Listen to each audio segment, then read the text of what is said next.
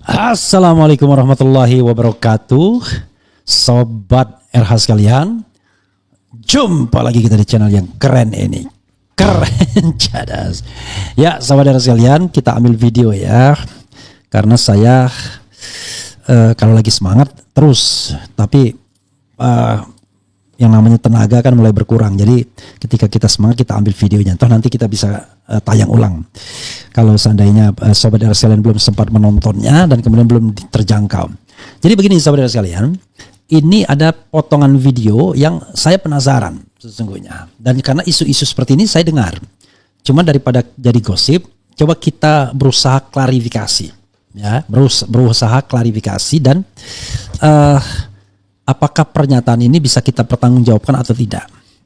Misalnya pernyataan tentang KM 50, hasil pemilu, aliran dana judol, kemudian 11 triliun, Gibran harus jadi wapres dan lain sebagainya. Karena ini isu yang juga pernah saya dengar juga, beredar secara liar di media massa. Tetapi memang kita tidak pernah memiliki perangkat untuk melakukan verifikasinya. Dan tidak bisa juga kemudian kita mengatakan itu pasti benar atau mengatakan itu pasti salah. Sehingga yang namanya informasi seperti ini remains speculation sepanjang yang namanya penegakan hukum tidak berjalan. Atau fact finding team atau tim pencari fakta tidak pernah ada. Apalagi misalnya yang menyangkut sosok yang powerful. Banyak isu yang beredar kan soal misalnya komunisme dikaitkan dengan presiden masa lalu dan lain sebagainya. Termasuk juga soal korupsi, soal setoran dan lain sebagainya. Nah, ini hal yang sama dipertanyakan juga oleh Muslim Arbi yang mendapatkan informasi itu dari TikTok yang beredar. Bahkan dia menyebut-nyebut dokumen Hasto atau dokumen yang pernah dititipkan Hasto ke KONI, isinya antara lain yang begituan. Cuma kan sekali lagi, dokumen itu tidak pernah dipublikasikan. Kalau itu berupa tindak pidana harusnya ya dipublikasikan. Karena kalau enggak kan menyimpan tindak pidana jadinya. Kalau memang enggak ada isinya, wah kacau juga. Tetapi kalau misalnya dibilang dokumen sekian dan domain sekian itu ngeri-ngeri sedap ya, sebagaimana pernah dikatakan KONI ya, terkait dengan Jokowi dan terkait dengan apa begitu, maka ini sesuatu yang harusnya tidak didiamkan saja oleh pemerintahan yang sekarang ini. Wah nanti mulai memulihkan, wah ini fitnah, ini perlu dilaporkan ke polisi. Waduh, kalau gitu tidak pernah kita mampu membongkar apapun di Republik ini kalau seandainya penegak hukum yang kita andalkan justru mengincar orang-orang yang ingin mengungkapkan kebenaran-kebenaran.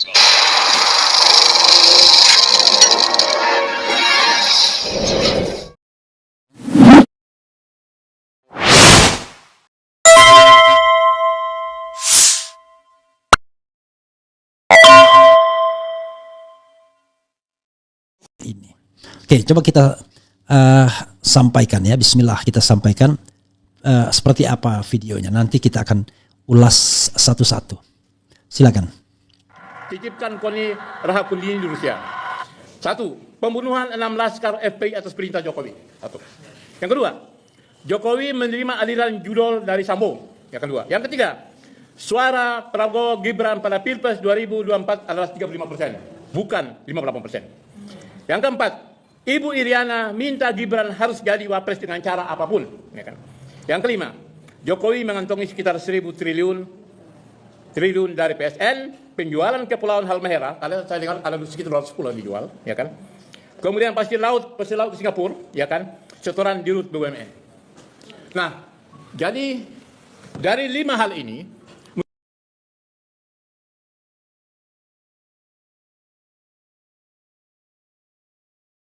titipkan KONI Rahakundini di Rusia. 1. Pembunuhan 6 laskar FPI atas perintah Jokowi. 1. Yang kedua, Jokowi menerima aliran judol dari Sambo. Yang kedua. Yang ketiga, suara Prabowo Gibran pada Pilpres 2024 adalah 35%, bukan 58%. Yang keempat, Ibu Iriana minta Gibran harus jadi wapres dengan cara apapun. Ya kan? Yang kelima, Jokowi mengantongi sekitar 1.000 triliun dari PSN, penjualan Kepulauan Halmahera, saya dengar ada sekitar 210 dijual, ya kan? Kemudian pasir laut ke Singapura, ya kan? Setoran di Rut BUMN. Nah, jadi dari 5 hal ini, menurut saya ini bocoran. Ya, sobat era sekalian, memang ngeri-ngeri sedap ngomongnya ya. Satu, soal yang terkait KM 50. Kedua, terkait dengan hasil pemilu. Ketiga, terkait dengan setoran judol. Keempat, pemaksaan dalam tanda kutip dengan cara apapun Gibran jadi wapres. Kemudian Jokowi punya 1.000 triliun ya, dia bilang. Punya 1.000 triliun dari pasir laut, penjualan pulau, dari PSN. Nah, ini kan menarik gitu. Harusnya ya yang seperti ini kan skandal besar tuh, harusnya diverifikasi, jangan berhenti pada wah ini fitnah. Gimana kita fitnah sebelum ada sebuah verifikasi lagi pula? Ini kan bagian dari public scrutiny, bagian dari public oversight untuk menyatakan ini. Cuma memang ya, berdasarkan pengalaman saya kalau terkait pemilu, ketika masuk tim Anies Baswedan dan ketika mengajukan ke MK, ya saya harus akui sulit sekali mendapatkan bukti sudah terjadi kesalahan penghitungan suara. Sulit sekali, ya. Bahkan hitungan dari PKS konon yang saya dengar, walaupun saya sendiri tidak lihat datanya, ya kurang lebih sama saja dengan hasil yang diumumkan oleh KPU. Demikian juga kelompok-kelompok lain yang mengawal itu kurang lebih sama saja. Jadi apa yang jadi persoalan? Ya kecurangannya bukan di hilir tapi di hulu. Jadi sebelum pencoblosan suara. Misalnya kepala daerah dipanggil, kepala desa dimobilisasi dan lain sebagainya, uang bansos digelontorkan dan lain sebagainya, money politics terjadi sebelum pencoblosan suara. Jadi ketika pencoblosan suara udah clear itu, udah bersih gitu.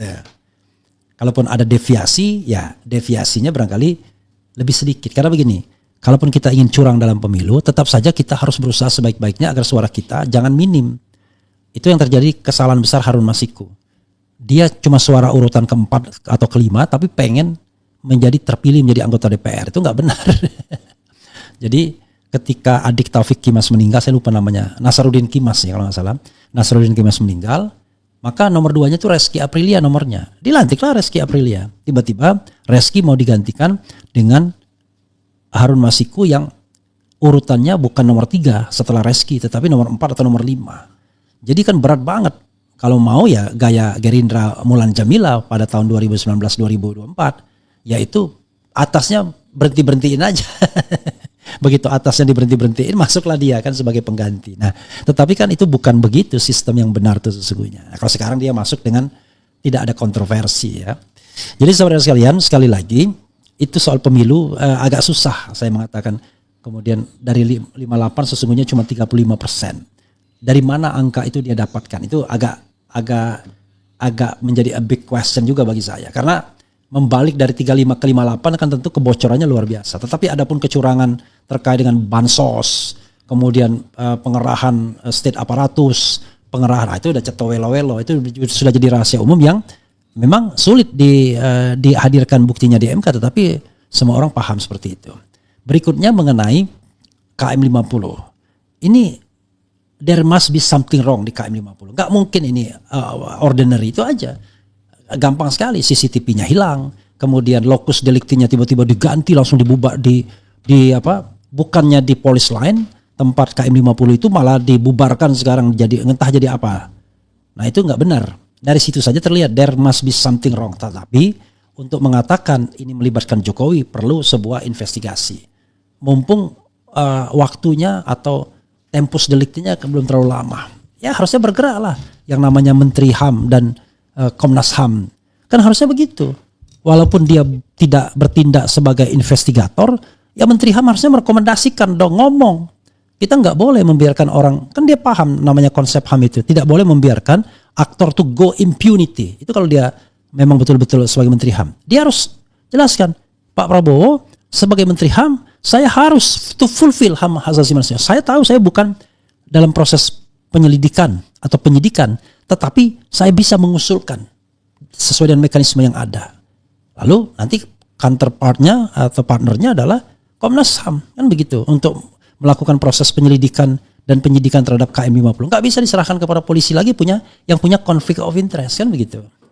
Berikutnya lagi mengenai ya tadi, ada setoran judol misalnya, ada setoran pasir laut di Singapura, ada hasil penjualan pulau, ada PSN, kan itu sesuatu yang harus dibikin make it clear, ya kan? Make it clearer, ya kan?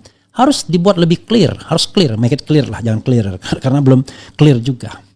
Kalau Ibu Iriana tadi memaksakan dengan cara apapun agar Gibran jadi wapres, ya kita lihat kadar memaksanya itu apakah ada pelanggaran hukum atau tidak. Kalau cuma keinginan saja kan gak ada masalah, namanya ibu kepada anaknya. Tapi kalau misalnya terlibat konspirasi dalam putusan MK dan ternyata putusan itu ternyata berbau kolusi, maka bukan tidak mungkin itu adalah pintu impeachment, karena tidak boleh orang kemudian mendapatkan manfaat dari kecurangan yang dia lakukan, dan tidak boleh juga orang dirugikan dari kecurangan orang lain.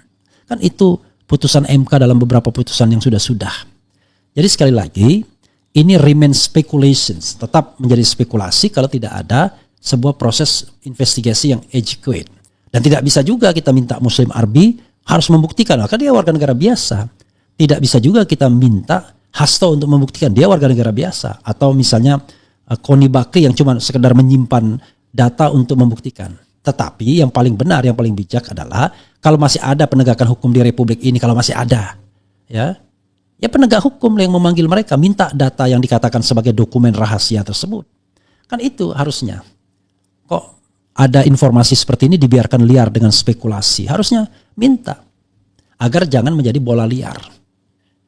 Lakukan betul-betul true investigations. Tetapi kalau memang tidak ada penegakan hukum di Republik ini, ya sudah. Kita tahu lah kan begitu. Yang paling gampang itu yang cetowelo-welo ya KM50. Udah jelas kan, aktor-aktornya masih ada, bisa ditanyakan apa perannya. Kita tidak bisa menuduh ya dan menuding, tapi kan kita masih bisa tanyakan. Kan mudah sekali. Ya saya seperti yang saya katakan. Kenapa kok informasinya berbeda? Dari informasi lapangan pertama yang katanya 10 orang, lalu 6 orang meninggal dalam tembak-menembak, 4 orang melarikan diri. Tiba-tiba, yang meninggal dalam tembak-menembak cuma 2 saja, 4 orang karena melawan mau dibawa ke Polda Metro. Kan dari sini aja pelapor pertama saja udah bohong. Pertanyaannya adalah dari mana waktu itu Kapolda Metro Jaya Fadil Imran mendapatkan informasi awal? Sekali-sekali nanti kita putar lagi press conference-nya, kan berbeda. Itu kan aneh jadinya kan. Dia dikasih informasi salah, atau kemudian informasi itu diperbaiki karena it doesn't make sense, membuat posisi penegak hukum jadi susah, kan begitu. Kalau kita kembali back to 2020, begitu mencekamnya yang namanya KM50, nggak ada yang berani ngomong. Karena seolah-olah ada represi, ada sebuah tekanan. Ngomong KM50 itu berarti Anda begini-begini. Nah, sengaja ditekan, seperti sekarang ini fenomena ijazah. Jadi ada sebuah tekanan tapi nggak kuat lagi yang mengatakan siapa yang ngomong ijazah palsu maka Anda akan dijadikan tersangka. Kan kacau kita jadinya. Lama-lama kita tidak bisa menjalankan kedaulatan rakyat untuk mengontrol jalannya pemerintahan. Jadi kesalahan-kesalahan dibiarkan saja. Dan orang yang mengatakan kesalahan pejabat dikatakan sebagai menyebarkan berita bohong, menyebarkan ujaran kebencian. Kan kacau jadi. Padahal yang namanya berita bohong itu ketika kita muji-muji pejabat itu berita bohong, kita menyampaikan berita bohong. Anda mengatakan presiden kita adalah presiden yang kuat, itu berita bohong, bisa jadi kan. Justru sebaliknya, atau Jokowi berhasil, bapak bangsa seperti nabi, itu berita bohong sebenarnya. Tapi lucu kita tidak pernah mempermasalahkan pujian, tapi begitu dikritik, langsung tidak hanya yang bersangkutan tapi juga pendukung-pendukungnya, begitu ya. Oke. Ngeri-ngeri sedap tok. Iya, ngeri-ngeri sedap. Waalaikumsalam warahmatullahi wabarakatuh.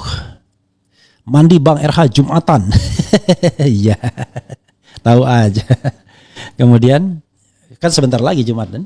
Ya, jam 12 kurang lah, sebentar lagi ya. Assalamualaikum. Sebentar lagi Jumatan dulu. Ya.